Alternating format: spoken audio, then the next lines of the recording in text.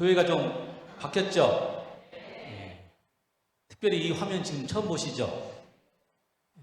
16대 9를 4대 3으로 만들어놓은 약간 좀 이렇게 폴쭉이 보다가 지금 정상 화면을 보고 있는 겁니다. 약간 지금 저희가 방송 장비라든지 지금 처음이다 보니까 약간 낯설은 부분 좀 있습니다. 이해해 주시기 바랍니다. 아직 1층도 마감이 안 됐고 또 우리 청년과도 마찬가지고 거의 다음 주면 정리가 될 것 같습니다. 우리 정말 수고해 주신 모든 분들 또 헌신해 주신 모든 분들에게 감사를 드리고요. 우리 회계부에 잠깐 좀 이렇게 착오 없도록 제가 지난번에 더 이상 내지 말라고 했더니 약정하신 것도 안 내시려는 분이 계셔서 다 찼다는 말은 약정이 찼다는 이야기입니다. 약정하신 대로 내주셔야 저희가 이런 일들을 다 해서 좀 더 아름다운 교회 또 활기찬 우리 소중함을 만들 수 있다고 생각되어집니다. 오늘 안식일은 성만찬의 식이 있는 거룩한 안식일입니다.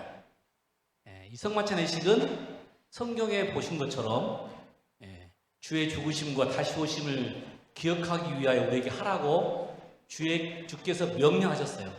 그 명령대로 우리가 실행하고 그 일을 통해서 우리가 다시 한번 은혜 받고 또 주님을 기다리는 그런 마음의 시간입니다. 우리 모두에게 축복되는 시간이 되시기를 간절히 소망합니다.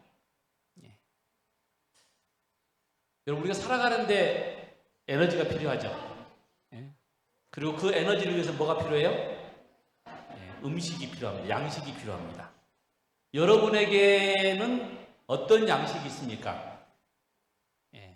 오늘 아침에는 우리에게 영적인 힘과 에너지를 제공하는 생명의 떡에 대한 이야기를 함께 나누도록 하겠습니다.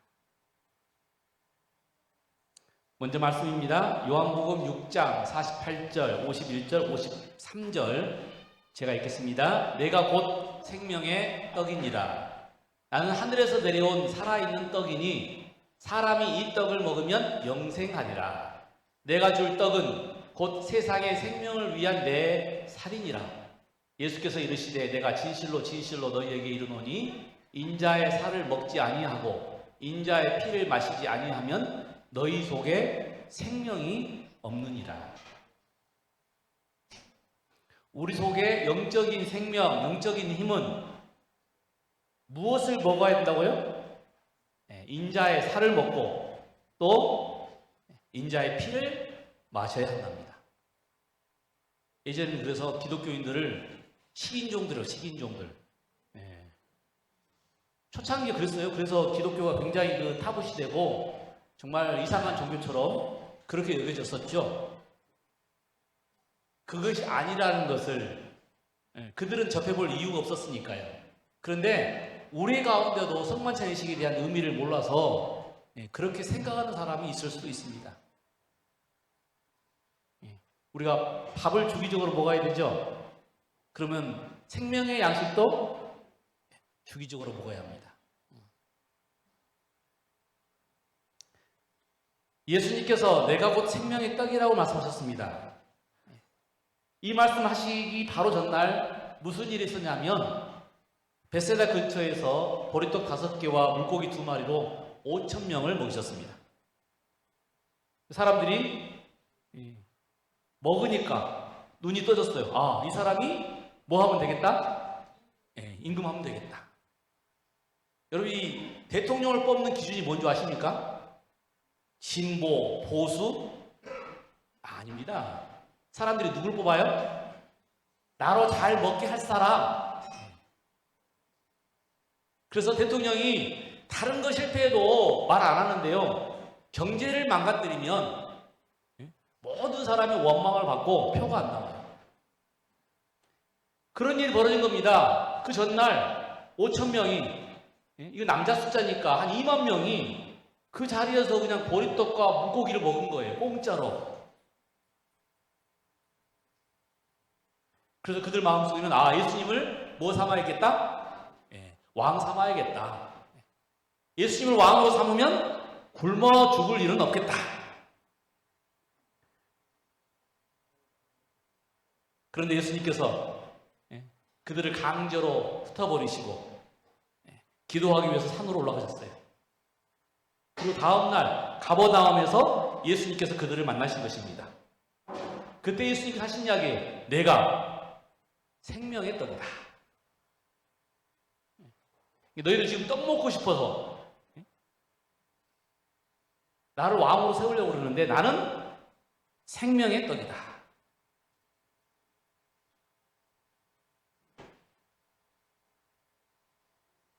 이 말씀에 무슨 의미가 있을까?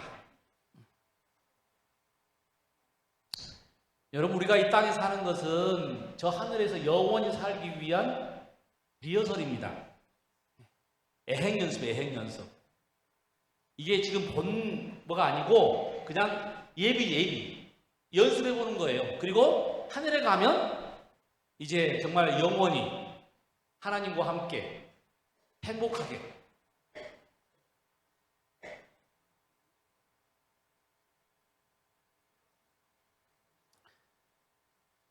그런데 우리는 여전히 우리의 눈은 근시안적입니다. 근시안적.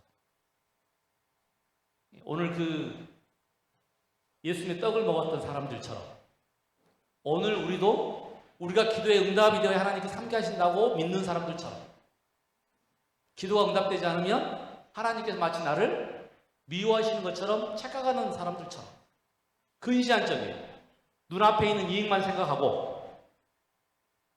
내 기도가 응답이 되어야 하나님께서 나를 사랑하신다고 생각하는 것.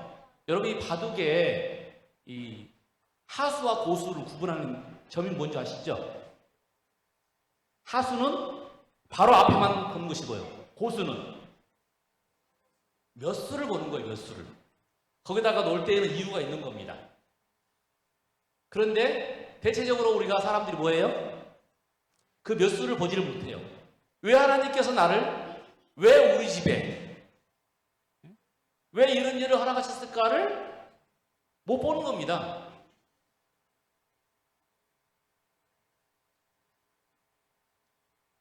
여러분, 그리스도인들은 멀리 보는 사람들이에요. 무엇으로? 믿음으로. 약속의 말씀을 믿음으로 우리가 멀리 영혼까지 보는 사람들입니다. 여러분, 개미에게 인터넷 사용법을 가르치는 들 3세에게 핸드폰 사용법을 가르칠 수 있겠습니까? 몰라요. 이해를 못합니다. 우리가 영원히 산다고 하는 것을 사람들이 사실 쉽게 이해할 수가 없습니다. 그러나 성경은 분명하고 확실하게 우리가 영원히 살 것이라고 선언하셨습니다.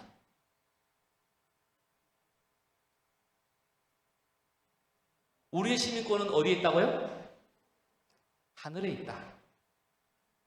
우리가 외국에 살 때요, 시민권은 굉장히 중요합니다.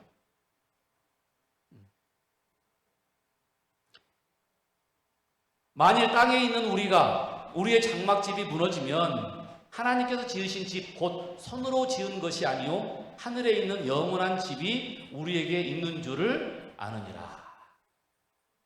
우리 영원한 집이 어디 있다고요? 하늘에 있다고 합니다. 만일 그리스도 안에서 우리가 바라는 것이 다만 이 세상의 삶뿐이면 모든 사람 가운데 우리가 더욱 불쌍한 자이리라. 정말 그렇죠. 우리가 하나님 때문에 많이 참고 많이 포기하는데 만약에 우리가 이 세상에 사는 것뿐이라면 얼마나 비참하겠습니까? 그러나 우리는 결코 양보하고 포기하는 것에 있어서 우리가 서운하지 않습니다. 왜냐하면 우리에게는 뭐가 있어요? 확실한 미래가 있고 영원히 약속되어 있기 때문에 그렇습니다.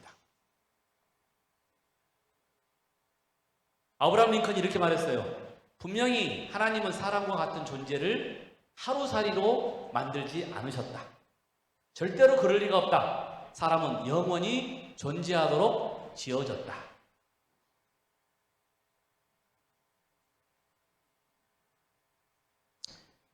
어머니의 이 뱃속에서 우리가 9개월을 보낸 것은 이제 태어나서 살기 위한 준비였습니다. 그러면 우리가 이 땅에서의 삶은, 교회 안에서의 삶은 무슨 과정이에요? 영원한 삶을 위한 과정입니다. 우리가 영혼이라는 렌즈를 통해서 세상을 바라봐야 합니다. 돈도 명예도 행복도 성공도 우리가 영혼이라는 렌즈를 통해서 보면 의미가 달라져요. 최근에 제가 잘 아는, 이름 되면 아실 분은 분일 거예요. 어떤 장모님이 굉장히 몸이 안 좋아서 상황이 안 좋다는 소식을 들었습니다. 굉장히 교회 일도 화폐 일도 또 개인 사업도 굉장히 많이 하시는 분이신데 정말 안타까워요. 그런데 여러분, 영혼이라는 렌즈를 통해서 보면 그것도 하나의 뭐예요? 과정입니다. 이 땅에서 우리가 잘 살고 잘 먹는다고 생각한다면 정말 안타까운 일이고 비참한 일이지만, 영혼이라는 우리가 이 렌즈로 보면 우리가 이 땅에서 영원히 살 수 없어요.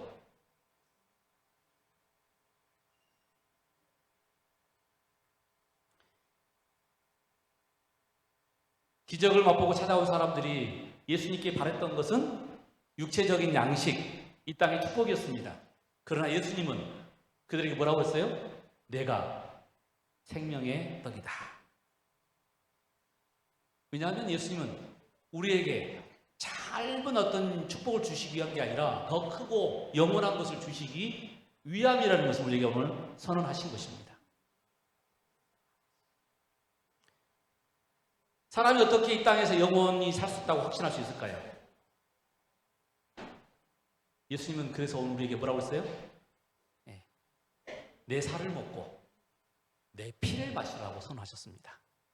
우리가 주기적으로 성만찬 예식을 드리는 이유를 아시겠습니까? 다시 한번 우리가 기억하도록, 이건 기념식이에요. 우리가 진짜 예수님의 살을 먹고 피를 마시는 게 아니라 예수님의 살을 상징하는 떡을 먹고 피를 상징하는 잔을 먹을 때마다 다시 한번 우리가 예수님의 생명으로 살고 있음을 기억하게 하는 것이고, 그것은 곧 우리의 힘으로가 아니라 예수님의 그 보혈의 능력으로 우리가 영원히 살 수 있는 존재인 것을 다시 한번 기억해야 하는 것입니다. 더불어서 여러분, 우리 세조의식을 했잖아요.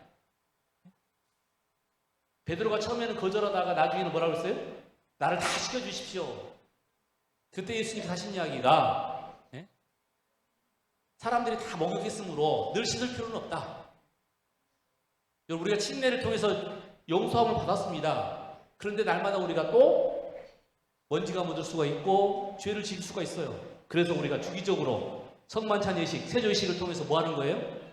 우리의 죄를 씻는 예식을 하는 것입니다. 예수님은 요한복음 6장 53절에서 내 살을 먹고 내 피를 마시라고 말씀하셨습니다. 그게 무슨 의미일까요? 여러분, 사람이 건강하려면 뭘 먹어야 돼요? 몸에 건강한 음식을 먹어야겠죠. 마찬가지로 우리가 영적으로 건강하려면 영적인 건강에 좋은 음식을 먹어야 할 겁니다. 우리가 육체적인 음식을 먹음으로 육체가 건강한 것처럼 영적인 음식을 먹어야 우리의 영적인 생명도 보존되는 것입니다. 여러분, 영적인 생명을 위한 영적인 양식이 무엇입니까? 그렇죠, 말씀입니다. 날마다 여러분들 이 영적 양식을 드시죠? 지금 눈빛이 초롱초롱하신 분들은 드시고 계시는 겁니다. 그런데 눈이 약간 흐리신 분은 지금 내가 바빠가지고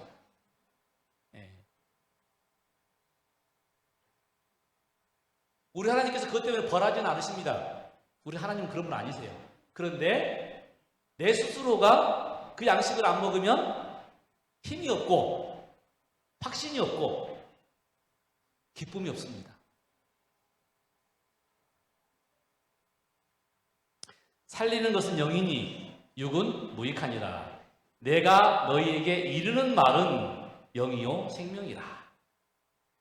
다시 말하면 예수님의 말씀을 통해서 우리의 마음에 확신이 차고 기쁨이 넘칠 때 결국 우리의 영적인 생명이 더 건강하고 더 영원하다는 이야기를 하고 있는 것입니다. 그것이 오늘 우리가 성만찬 예식을 행하는 의미이기도 합니다. 덴마크의 연구소에서 10살 초등학생들 100명을 대상으로 아침 식사와 학습 능력에 관계된 연구를 했답니다.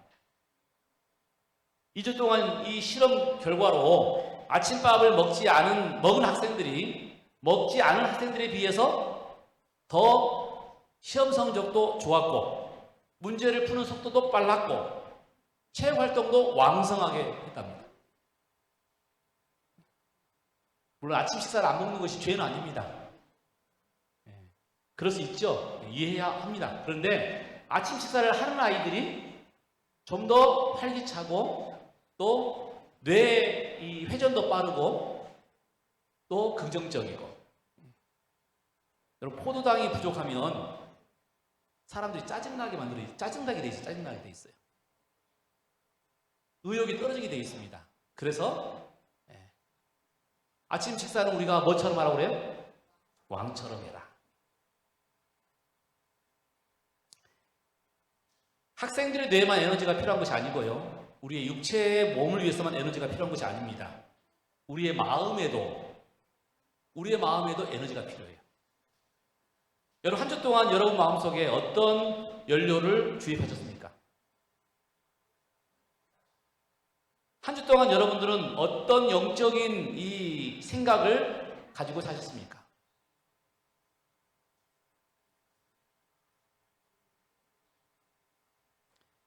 사람을 알 수 있는 두 가지 기준이 있는데요. 첫 번째는 사람이 무엇을 많이 생각하는가.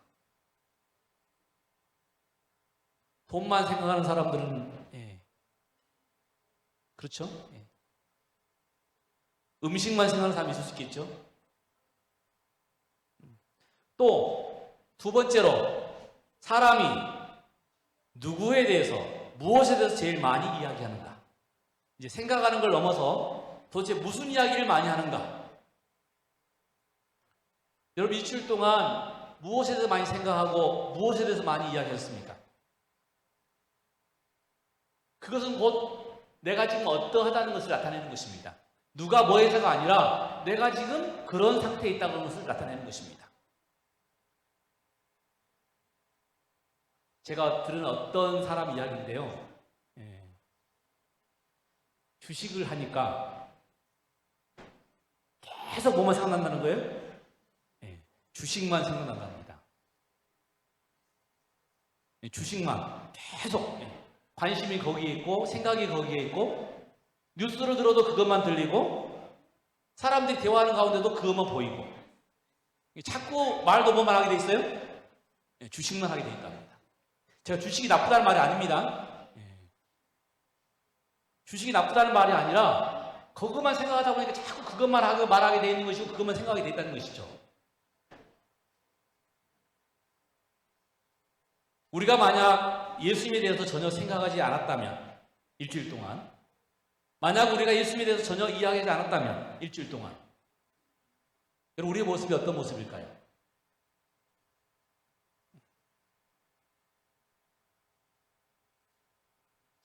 공부를 잘하려면 세 가지 조건을 갖춰야 한답니다. 첫 번째는 동기가 확실해야 된대요. 동기가. 왜 공부하는지. 막 시킨다고 되는 게 아니라 어떤 그 동기 유발을 시켜야 동기 유발 안 할 때보다 동기 유발하면 훨씬 더 빠릅니다. 제가 청소년 지도사 교육 받으면서 이 사례들을 보니까요.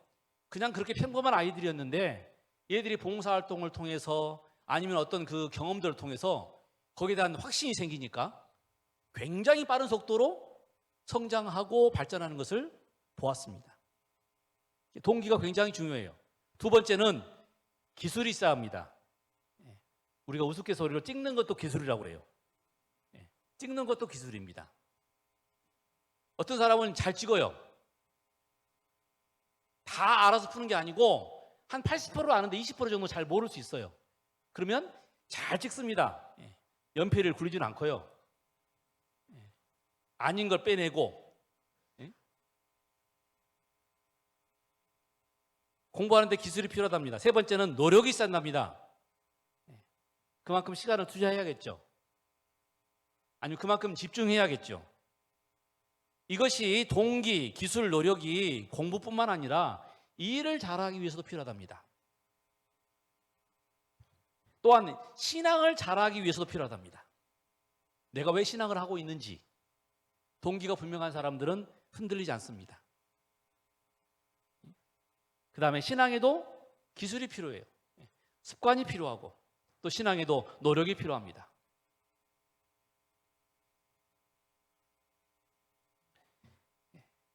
여러분, 제가 오늘 제일 기억나는 말씀 이 말씀이에요. 말씀을 준비하면서 많은 그리스도인들이 신앙하면 죄와 싸운다고 생각을 해요. 죄와. 신앙은 죄와 싸우는 것이 아니다. 우리가 죄와 싸우면 반드시 진다. 그럼 신앙은 뭐라고요? 신앙은 매일 하나님의 말씀을 마음에 채우느냐의 싸움이다. 하나님 말씀이 내 마음속에 들어오면 내 힘이 강건해져 가지고 당연히 죄를 이겨낼 수 있겠죠. 그런데 하나님의 말씀을 내 마음속에 채우지 않으면 당연히 지겠죠. 여러분, 신앙은 우리가 매일 하나님 말씀과의 싸움입니다. 말씀을 내가 보면서 영적인 양식을 먹을 것이냐, 먹지 않을 것이냐. 그래서 우리가 하나님의 이 말씀을 먹으면 힘이 나고 용기가 나고 그 다음에 선택력이 뚜렷해지고 그래서 무너지지 않습니다.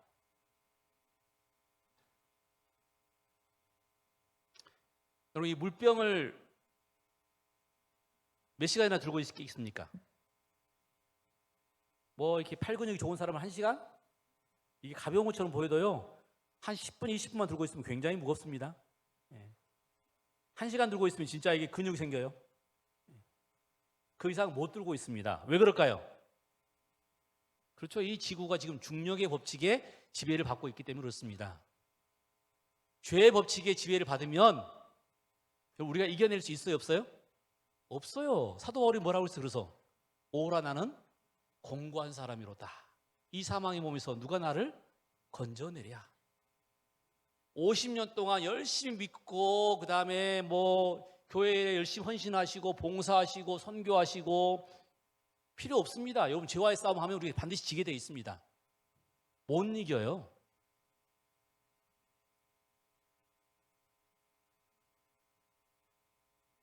그래서 우리가 로마서 7장이 아니라 로마서 8장 무엇의 법칙을 지배받아야 된다고요? 성령과 생명의 법칙. 여러분, 신앙은 죄와 싸우는 것이 아니라 매일 하나님의 말씀을 내 마음에 채우느냐의 싸움입니다. 매일 예수님의 선하신 모습과 죄인을 향한 사랑의 태도를 마음에 채우는 싸움입니다. 하나님의 좋으신 모습들을 늘 말씀을 통해서 기억하는 싸움입니다. 찬양을 통해서 위로받고 기도하면서 다 내어 맡기고 그것을 계속 되새김질하면서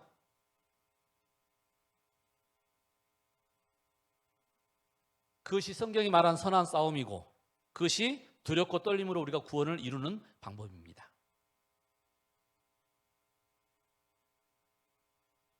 그의 사랑과 그의 은혜가 우리의 생애에 소화되어야 한다.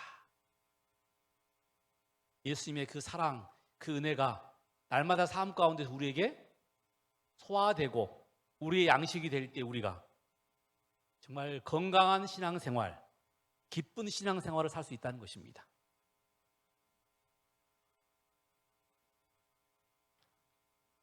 우리는 한 구절을 위하여, 하나님께서 우리를 위하여 그 구절 가운데 넣어주신 사상을 확인하는 일에 정신을 집중시켜야 한다. 우리는 그 사상이 우리의 것이 되어 주께서 말씀하신 바를 알 때까지 깊이 생각해야 한다.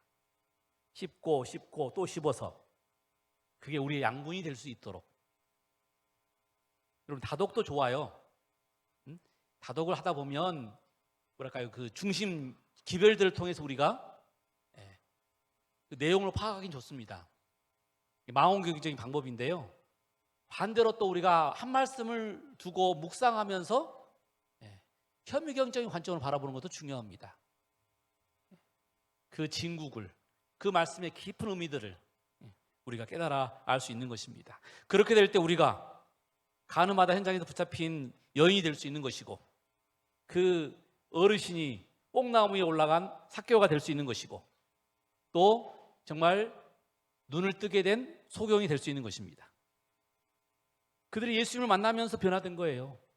우리의 삶 또한 예수님을 만날 때 변화되는 것입니다. 그런데 어떻게 예수님 만난다고요? 우리가 말씀을 볼 때에, 말씀을 묵상할 때에,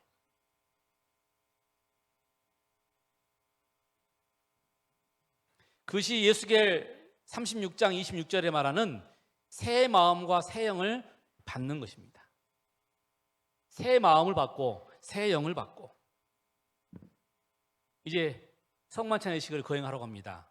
이 떡 한 조각, 이 포도즙 한 잔으로 끝내지 마시고 이것을 통해서 우리의 삶의 변화가 말씀을 받아들임으로 있게 되기를 간절히 소망합니다.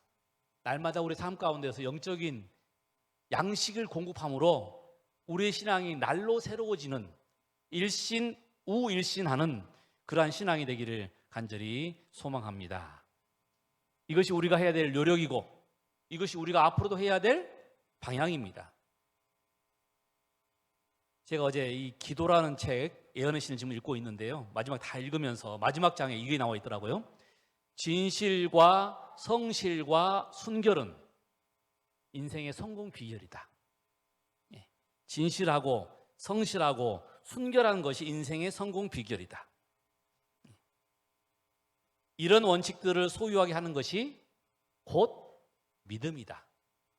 누구에 대한 믿음이요? 그렇죠. 예수님에 대한 믿음.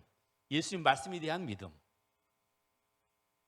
오늘 우리가 생명의 떡이신 예수님을 먹는다는 의미, 그의 살을 먹고 피를 마신다는 의미가 이런 의미가 아닌가 싶습니다. 오늘 우리가 성만찬 예식을 통해서 다시 한번 우리에게 부여하시는 영적인 힘을 받게 되고 또 그 힘으로 힘차게 살아가는 여러분과 제가 되기를 소망하면서 말씀을 드리겠습니다.